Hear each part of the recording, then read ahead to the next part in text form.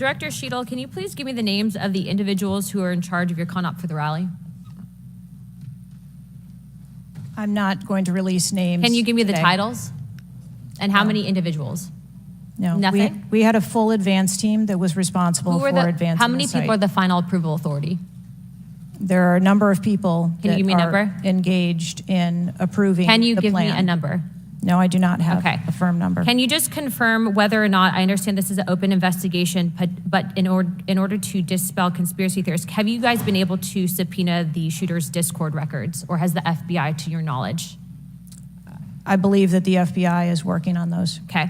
Is it factual to say that you have not ruled out that the shooter was working with other people or persons? Again, the FBI is conducting the criminal investigation into Can the you, shooter. at least in an effort to dispel conspiracy theories, can you confirm or deny that? At this time, we do not have that there were any other people engaged. So you believe he was acting alone? I do. Okay. Have you been made aware of multiple eyewitness reporting that there was a second shooter on a water tower?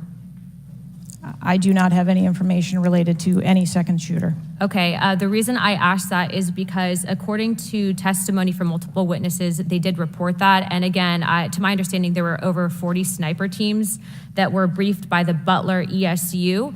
And I want to make sure that people are aware, if you're saying that there's not another shooter, that we are able to clear that information, because from this whole entire briefing, it doesn't seem like much information has been able to get out to the American people. So I'm trying to dispel rumors, as I'm sure you understand. Was it true that Secret Service was present at the Butler ESU briefing?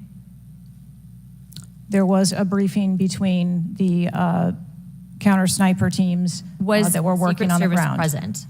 Yes, to my knowledge. Okay, I want to read you a report from people that seem to be throwing you under the bus and stated that they were in attendance and that Secret Service was not in attendance at the security briefing, according to individuals with knowledge, to also include that the AGR building where the shooter Thomas Matthew Crooks was located was actually not a part of their security perimeter for that. So there was not Secret Service present.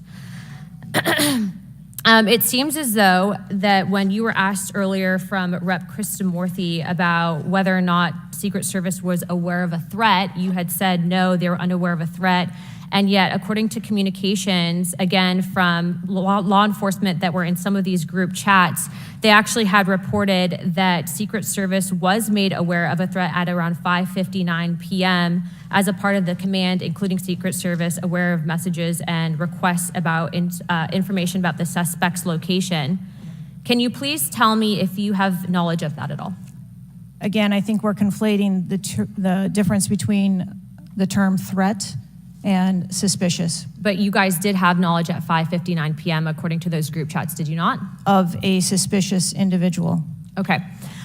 Chairman, in my opinion, according to some of the testimony today, I feel that you have perjured yourself in some instances. And so I'm going to ask for a full review of the transcripts by staff. And if you find that to be the case, I do ask that you bring perjury charges against the director. I will say this, it is very frustrating, and I've talked to my colleagues and we've said it to your face, that you have been up here basically stonewalling our ability to get the answers to the American people.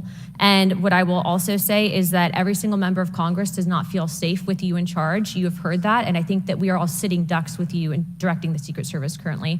But more importantly, it sends a message to our adversaries that we are not protected, and we are one of the strongest countries in the world, so you have essentially made us a less safe country because of it. As a result of that, I'm asking you to formally step down. I share my same opinions as my Democrat colleagues. And I also think that your efforts to bring forward a full investigation and report in 60 days is unacceptable. And as a result of that, I'm going to do everything in my legislative toolkit to ensure that that happens sooner rather than later. And I'm sure that you know that we brought a vote on inherent contempt against Garland for essentially blocking a congressional investigation. And I don't think that you should be any different. So I will say that I am just completely disgusted by your performance today. And I understand that you're probably in a position where you're being told not to testify, which is why we had to subpoena you. I think that goes back to Garland. But again, that is part of the flushing that we need to get out of Washington, and I would be happy to assist in that process. Chairman, I yield the rest of my time.